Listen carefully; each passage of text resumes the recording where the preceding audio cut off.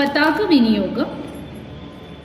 नाट्यारंभे वारिवाहे वने वस्तुनिषेधने कूचस्थले निशायां च नद्याम् अमरमण्डले तुरङ्गे खण्डने वायो शयने गमन्योद्यमे प्रतापे च प्रसादे च चन्द्रिकाया घनातपे कवाटपाटने सप्तविभक्त्यर्थे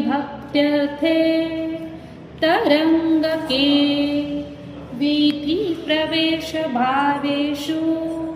समत्वे चाङ्गरागके समत्वे चाङ्गरागके आत्मार्थे शपथे चापि तुष्यं भावनिदर्शने तालपत्रे च खेटे च द्रव्यादिस्पर्शने तथा आशीर्वादक्रियायां च नृपश्रेष्ठस्य धारणे तत्र तत्रेति वचने सिन्धौ च सुकृतिक्रमे सम्बोधने पुरोगेऽपि खड्गरूपस्य धारणे मासे संवत्सरे वर्षादिने सम्मार्जने तथा एवमर्थेषु युज्यन्ते